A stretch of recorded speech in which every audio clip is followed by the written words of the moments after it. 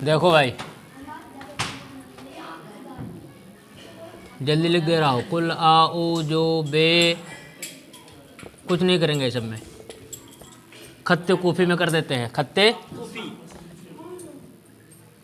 या खत्ते कूफी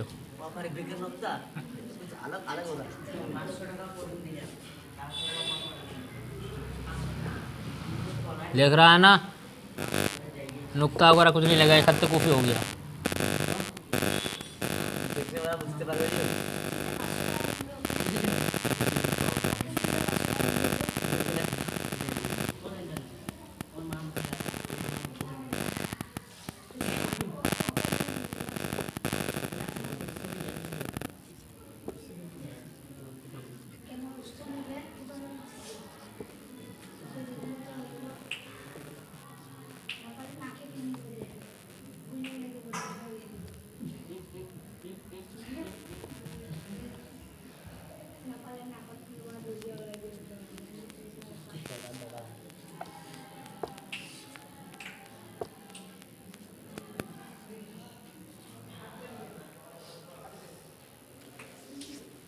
ये हो गया खत्ते कूफी में। खत्ते कूफी का मतलब समझ में आया? कुरान जो नाजिल हुआ उसमें नुक्ता ना थे, ना सकानात थे, ना और हरकत थे। हरकत का मतलब ज़बर ज़ेर पेश को हरकत कहते हैं, सकानात नुक्ता को बोलते हैं। सकानात का मतलब जिसके आखिर में जज़म हो जाए, कोई हरकत ना हो तो वो सकानात है, और नुक्ता तो जानते ही हो, है ना, इसका नाम है नुक्ता। कुरान इसी तरह नाजिल हुआ। अब जब बगैर नुक्ते के पढ़ना मुश्किल हुआ तो ये काम हज़रत उस्मान के ज़माने में हुआ, उसमें नुक्ता लगा। नुक्ता लगा के भी लोग नहीं पढ़ पा रहा है, समझ में आया? तो हज़रत उमर के दौर में ज़ेर ज़बर भी लगा दिए गए। हज़रत उमर ने हुक्म दिया हज़रत उस्मान को, और हज़रत उस्मान ने उस पर ज़ेर ज़बर लगा दिया। तो ये कुरान जो है इस तरतीब पर हुआ। फिर उसके बाद भी लोग नहीं पढ़ पा रहे थे, तो फिर उसके लिए कवायद जारी किए गए। नहू सर्फ़, नहू सर्फ़ को मतलब पढ़ना होगा, कहाँ ज़बर लगेगा, कहाँ फेस लगेगा, उसके लिए फिर एक कायदा मुकर्रर हुआ, कवायद की किताब नहू व सर्फ़ का। तो देखिए आज जो सूरत है सूरतुन नास, और इससे माक़बल वाली सूरत सूरतुल फलक, दोनों के दरमियान मुनासबत किया है। सूरतुल फलक में बताया गया था कि 4 सिफ़तें उसके अंदर बताई गई थी कि 4 चीज़ों से इंसान पनाह मांगते रहे, पनाह लेते रहे, और वो पनाह ज़ाहिरन था। और आज की सूरत में भी पनाह का तरगीब दी गई है, पनाह लेने की, पनाह लेने के बारे में बताया गया है, लेकिन ये ज़ाहिरन नहीं है, बातिनन है। क्या ये? बातिनन है। सबसे पहले हम ये बताएंगे कि सूरतुन नास में कहाँ कहाँ मुश्किल अल्फाज है। कल की जो सूरत पढ़ाई गई थी उसमें 4 मुश्किल नए अल्फाज आ गए थे, और आज की सूरत में ये सब अल्फाज बिल्कुल कहीं ना कहीं ज़रूर पढ़ा गया है। मुश्किल नहीं है, सब लफ्ज़ मतलब कि अक्सर जो है जितने भी आया है इस्तेमाल उर्दू में भी होते हैं, ठीक है। लेकिन इसमें सिर्फ 3 मुश्किल लफ्ज़ है, उन 3 मुश्किल लफ्ज़ की तरफ मैं इशारा करूँगा। कुल के बारे में बताया जा चुका है, औज़ो के बारे में बताया जा चुका है, बेरब्बिन के बारे में बताया जा चुका है, नास जानते ही हो। लेकिन नास में थोड़ा सा हम ये बताएंगे कि अलिफ लाम जो इस पर आया है, ये अलिफ लाम इस्तिग़राक़ का है। अलिफ लाम 4 तरह का होता है, अलिफ लाम इस्तिग़राक़ी, अलिफ लाम जिनसी, अलिफ लाम अहद ख़ारजी, अलिफ लाम अहद ज़हनी। लेकिन अन्नास में अलिफ लाम इस्तिग़राक़ का है, यानी तमाम लोग, एक लोग मुराद नहीं है। इसलिए यहाँ अलिफ लाम क्या है? इस्तिग़राक़ का हो गया। जैसे अलहम्द तमाम तारीफ़, इसी तरह अन्नास हमारा तमाम लोग। समझ में आ गया? मलिक अन्नास, मलिक का माना पढ़ चुके हो, सूरह फातिहा में भी आया है मलिक का लफ्ज़ है। मालिक यौमिद्दीन, मालिक यौमिद्दीन आया है ना, जिसका माना है बादशाह। क़यामत का बादशाह वही है, क़यामत का मालिक वही है, तो मलिक का माना है मालिक। लाम पर जबल लगा देंगे तो मलक का माना हो जाएगा फ़रिश्ता, तमाम लोगों का बादशाह। माना करो कुल आऊज़ु बिरब्बिन नास, ऐ महबूब फरमाओ, फरमा दे, कह दीजिए एक के लिए आता कुल, मैं पनाह लेता हूँ, पनाह मांगता हूँ। आऊज़ु अक़ूलू के वजन पर है, बिरब्बिन नास तमाम लोगों के रब के ज़रिए से मैं पनाह मांगता हूँ। तो किसके वसीले से पनाह? तमाम लोगों के रब। अल्लाह ताला तमाम लोगों का रब है। सिर्फ लोग बोला और मखलूक़ात को क्यों छोड़ दिया? नास के साथ तखसीस क्यों कर दिया? लोगों के साथ, इंसान के साथ क्यों तखसीस किया रब को? तो इसका मतलब ये है कि अल्लाह के जो 18,000 मखलूक़ात है, उन 18,000 मखलूक़ात में सबसे मखसूस इंसान है। इसलिए कि इंसान को अल्लाह ताला ने अशरफुल मखलूक़ात बताया या अशरफुल मखलूक़ात किया, क्या कि नहीं किया? इस वजह से नास को यहाँ खास किया गया है। किसकी वजह से? उसके सराफत की वजह से, उसके बुजुर्गी की वजह से, उसके ताज़िम की वजह से। बात समझ में आ गया? मलिकिन नास, लोगों का बादशाह। यहाँ नास का जिक्र एक बार नहीं बल्कि पूरी सूरत के अंदर 5 बार आया है। कितनी बार आया है? 5 बार आया है। गिन के देख लो, 1 2 3, उसके बाद क्या है 4, ये है 5 आया है ना। पूरे सूरत के अंदर 6 आयतें हैं, 5 जगह अन्नास अन्नास आया है। क्यों आया है वो तफसील हम बाद में करते हैं, थोड़ा सा लफ्ज़ बता देते हैं। इलाहिन नास, तमाम लोगों का माबूद। इसका मतलब ये है कि माबूद होना, इलाहा होना, खुदा होना उसी के लिए है, किसी और के लिए नहीं। वल्ली वन, माबूद वही है। वल्ली वन यानी सिर्फ़ और सिर्फ अगर इबादत किसी की जाएगी तो अल्लाह की जाएगी। इसलिए बताया गया इलाहिन नास, तमाम लोगों का माबूद। यानी तमाम लोग जब ले लिया गया तो तमाम लोग में लोग के नीचे, इसलिए कि अशरफुल मखलूक़ात है इंसान। तो जब अशरफुल मखलूक़ात ऊँचे दर्जे का बयान कर लिया तो अब नीचे दर्जे को बयान करने की ज़रूरत नहीं है, वो ऑटोमेटिकली आ गया, ऑटोमेटिकली। तो जितने भी मखलूक़ात है, तमाम मखलूक़ात का माबूद वही है, यानी सारे के सारे उसी की इबादत करें, किसी और की नहीं। इलाहिन नास का ये मतलब है। समझ में आया? उसके बाद है चौथी आयत में मिन शर्रिल वसवासिल खन्नास। यहाँ 2 मुश्किल लफ्ज़ आ रहा है। मिन के बारे में बताया जा चुका है, से शर का माना होता है बुराई, इसकी जमा है असरार, शर्रुन की, है ना। वसवास ये मुश्किल सेगा है, ये क्या है? ये मुश्किल सेगा है और ये मुश्किल सेगा, 1 नंबर 2 नंबर। वसवास इसका वर्ब आता है, फेल आता है वसवसा। मसदर क्या आता है इसका? वसवासातुन, वसवासातुन। बाअसरातुन के वजन पर प्रयोग नहीं, रुबाई मुजर्रद का एक ही बाब है। अल बाअसरातु बरंगिख्त, फितना मचाने के माने में। वसवसातुन बाअसरातुन, देख लो वजन भाई क्या है? बाअसरातुन। अब माजी का सेगा बाअसरातुन से क्या आएगा? बाअसरा। तो वसवसातुन से क्या आएगा? वसवसा। क्या आएगा?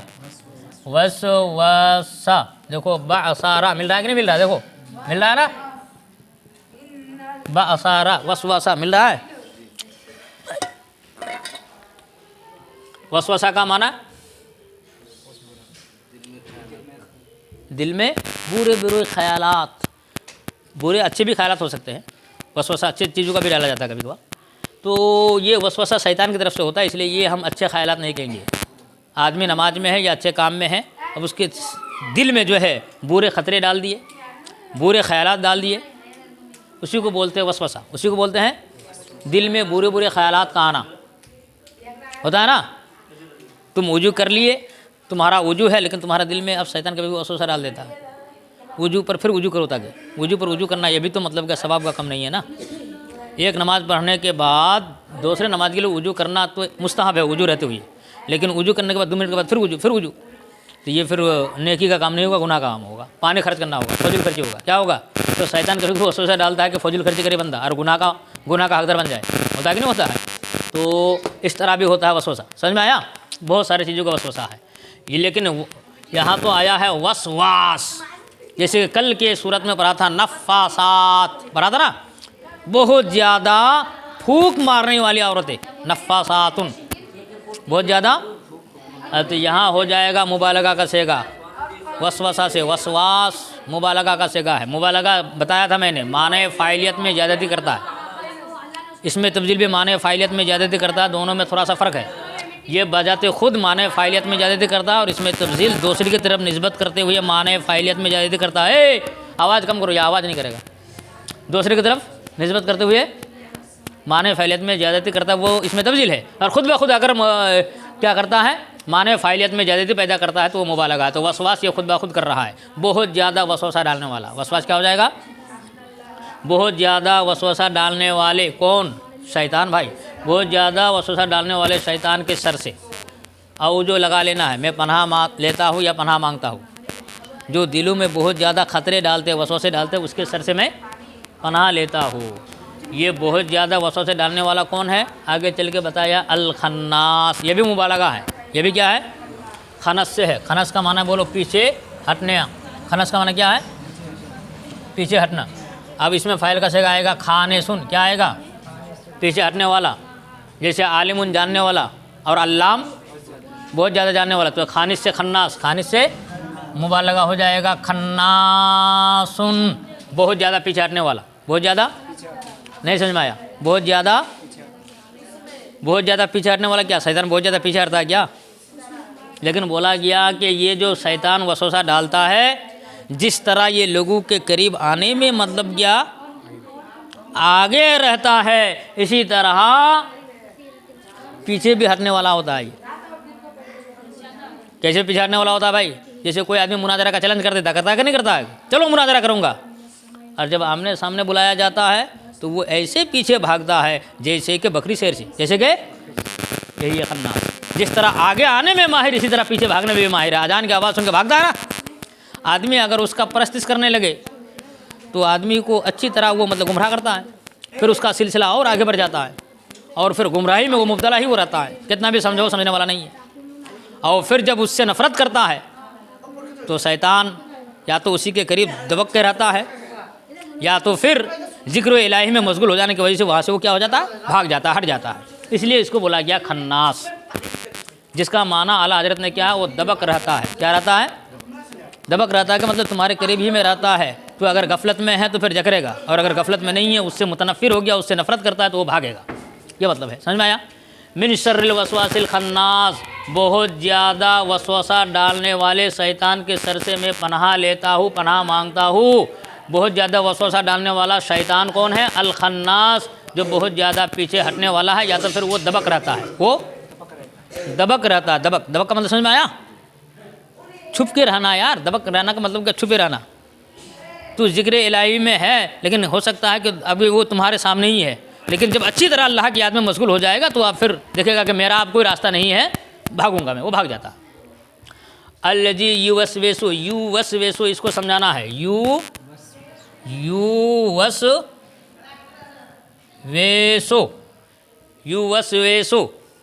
युबअसिरो के वजन पर है।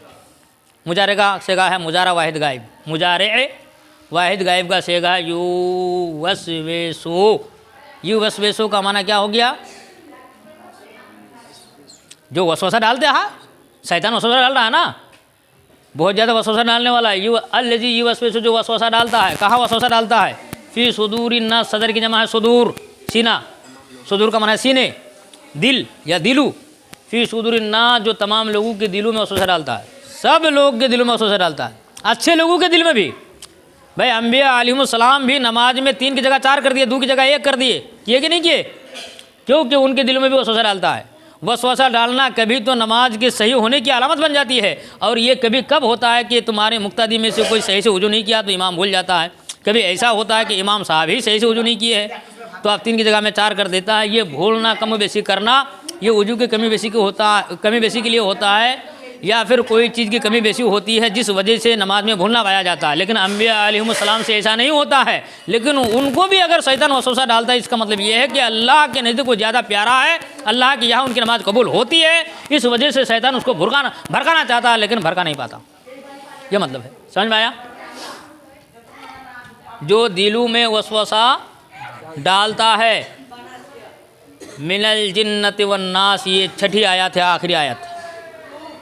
दिलों में वसवसा डालने वाले कौन है? मिन बयान का। मिन का 4 माना मैंने बताया ना, कि मिन तबीज़ के लिए आता, मिन तबीन के लिए आता, मिन ज़्यादा के लिए भी आता, और मिन इब्तिदा गायत के लिए भी आता है। यहाँ मिन तबीन के लिए बयान कर रहा है। जो लोगों के दिल में वसवसा डालता है वो कौन है? तो कह रहा है कि यानी वो जिन्नात में से है, वन्नास और इंसान में से है। जिन्नतुन वाहिद है, बोलो अलिफ लाम आ गया तो इस्तगराक का माना दे दिया। तो अब जिन्नतुन से एक जिन्नत, एक जिन नहीं, जिन्नात, जिन्नतुन की जमा हो जाएगा जिन्नात, अलिफ के साथ, अलिफ था आखिर में, यानी जितने भी जिन हैं। वन्नास में अलिफ लाम इस्तगराक का है, तो अब माना हो जाएगा जितने भी इंसान है। तो इसलिए कि शैतान जो होता है, जो वसवसा डालता है लोगों के दिलों में, वो शयातीन जिन भी हो सकता है, और वो शयातीन अनस भी हो सकता है। शयातीन अनस नासे बनकर, नसीहत वाला बनकर तुम्हारे पास आता है और तुमको गुमराह करता है। तुमको क्या करता है? गुमराह करता है, उसके सर से हमें महफूज रख। तो गोया कि इस सूरतुन नास के अंदर तीन सिफ़तें बयान की गई है जिससे अल्लाह ताला बचने की तरगीब देता है। नंबर 1, शैतान के वसवसा से बचो, जो क्या है दबक रहता है या तो फिर मतलब क्या पीछे हट जाता है, ऐसे शैतान के वसवसा से मतलब क्या हो पनाह लो। दूसरा, उस शैतान से जो दिलों में वसवसा डालता है, दिलों में वसवसा डालने वाला कभी इंसान भी होता है और कभी शायातीन जिन भी हो सकता है और शायातीन अनस भी हो सकता है। तो ये गोया कि 3 चीज़ है, इन 3 चीज़ों से इस सूरत के अंदर पनाह लेने के बारे में अल्लाह ताला ने हमें और आपको सबको बताया दिया गया है ना भाई। देखो इसकी मैंने लफ्ज़ी तहकीक क्या कहते हैं हल्के फुल्के अंदाज से, यानी जो मुश्किल लफ्ज़ था उसको मैंने हल कर दिया। अब थोड़ा बहुत हम ये इशारा करेंगे कि सूरतुन नास और सूरतुल फलक, जैसे कि कल बताया था कि दोनों सूरतें एक साथ नाजिल हुई है, दोनों सूरतें। इसका शान नज़ूल भी मैंने इशारा कर दिया था कि ये सूरा कब नाजिल हुई कि नबी अकरम सल्लल्लाहु अलैहि वसल्लम पर एक यहूदी ने, उस यहूदी का नाम था लबीद बिन आसम, जादू किया था। क्या किया था? जादू किया। तो जादू के आसार नबी अकरम सल्लल्लाहु अलैहि वसल्लम के जिस्म अतहर, जिस्म मुबारक और आजाए जाहिरा पर तो हुआ, लेकिन क़ल्ब, अक़ल और एतक़ाद पर उसका असर ना हुआ। यानी जादू करने के बाद नबी करीम सल्लल्लाहु अलैहि वसल्लम जब नमाज़ पढ़ने जाते तो लगता था कि नमाज़ पढ़ ली है, तो लगता था कि नहीं पढ़े। अगर पढ़ लिए है तो लगता था कि नहीं पढ़े हैं, अगर नहीं पढ़े तो लगता था कि पढ़ लिए। यानी काम थोड़ा सा मतलब कि दिमागी उलझन होने लगा। तो जिब्रील अमीन अलैहिस्सलाम आए नबी अकरम सल्लल्लाहु अलैहि वसल्लम के पास और आकर कहने लगे कि एक शख्स ने आप पर जादू किया है, एक शख्स ने आप पर जादू किया है। तो जादू करने वाला शख्स कौन है, उनका नाम भी बताया। हज़रत अली को बताया गया। नबी अकरम सल्लल्लाहु अलैहि वसल्लम हज़रत अली को भेजे। कहाँ भेजे? जिब्रील ने जैसे बताया था कि ये फला कुआं में पानी के अंदर पत्थर दबाकर जो है कुछ अंतर मंतर जंतर पर के मतलब क्या दबा दिया है। वो अंतर मंतर जंतर के बारे में मैंने कल बताया था कि हुजूर सल्लल्लाहु अलैहि वसल्लम के कंघे के कुछ दंदाने और मतलब क्या मुँह सर के बाल और उसके अलावा मोम का पुतला जिसमें 11 सुइयाँ चुभी हुई थी। ये सब जो है खिजूर की थैली गाभे में, खिजूर की थैली की गाभे में बांध कर, खिजूर की थैली के गाभे मैंने कल बताया था भाई, जो सांप के फन की तरह होता है, खिजूर का हमारा डाना देखा कि नहीं देखा, उसमें बढ़िया करके बांध के रखा था। हज़रत अली कुएं के पानी को मतलब क्या पूरा उठाने के बाद देखा कि उसके अंदर पत्थर में क्या है, दबा हुआ है। क्या? वो जादू मंत्र के सामान, वो सारे सामान जब खुला गया नबी अकरम सल्लल्लाहु अलैहि वसल्लम के पास, देखिए ये है, तो उसमें एक डोरा भी मिला। उस डोरा में 11 गिरहे लगे हुए थे। गिरहा समझ लो, अपने भाषा में बोलते हो भाई रोसे अनंत गिरोह लगे गए को दे नहीं होते, वही 11 तो गिरोह था। आजकल मतलब क्या जो लोग ताबीज़ का काम करते हैं, आम फाम लोग, उस लोग भी मतलब क्या सूता भर के गिरोह मार देते हैं ना। हाँ, तो वही जो है गिरोह में मतलब क्या जंतर मंत्र के अपने मन के। भाई इतनी बात याद रखो कि कितने भी जंतर मंत्र भरे उससे कुछ होने वाला नहीं है। होता तब है, वो होता तब है कि जब इंसान को यकीन हट जाए। यकीन रखो कि मतलब बीमारी, सेहत, अच्छा होना, ख़राब होना, इंसान को बीमार में मुब्तला करना ये अल्लाह की तरफ से है। अगर उसको ये यकीन है तो तुमको ये चीज़ कभी नहीं होने वाला है। अगर तुम्हारा यकीन हट गया कि हमारा मतलब कि जंतर मंत्र वाला बाबा ऐसा कर देंगे, तो फिर इसका मतलब ये है कि तुमको अल्लाह पर यकीन कम है। कभी कभी ऐसा अगर हो जाता है तो ये भी अल्लाह की तरफ से है, ताकि इंसान सेहत से बीमारी का पता लगा सके और बीमारी से सेहत का पता लगा सके कि सेहत क्या है, बीमारी क्या है। बात समझ में आ रही कि नहीं आ रही है? नबी करीम सल्लल्लाहु अलैहि वसल्लम पर तो ये होना नहीं चाहिए, लेकिन ये जादू हुआ क्यों, ये भी मैंने कल बताया था। इसलिए जादू किया गया कि यहूदी नबी करीम सल्लल्लाहु अलैहि वसल्लम को जादूगर कहते थे, तो अल्लाह ने नबी पर मतलब कि जादू का असर डाल दिया ताकि पता चले कि नबी जादूगर नहीं। समझ में आ रही है बात? देखो भाई, इस पूरे सूरत के अंदर जो है 5 आयतें हैं, 1 रुकू है और 20 कलिमात है और हुरूफ के तादाद 79 है, 79 हुरूफ है, बोर्ड पर लिख दिया गया है। ठीक है, इसका एक मरतबा इस्तिलाही माना देख लो।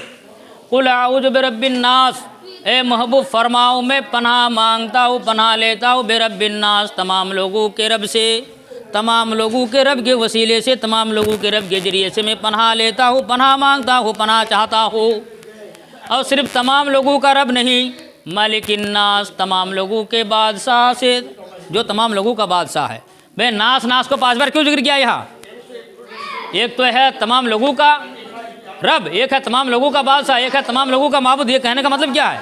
5 मरतबा यहाँ जो नास लेके आया है, इसका मतलब हमें और आपको समझना पड़ेगा। कहने का मतलब ये, जिस तरह की वो तमाम लोगों का रब होता है, इसी तरह वो तमाम लोगों का बादशाह भी होता है, इसी तरह वो तमाम लोगों का माबूद भी होता है, इसी तरह वो तमाम लोगों के दिलों में शैतान जो वसवसा डालता है वो उसका भी क्या है? मालिक है।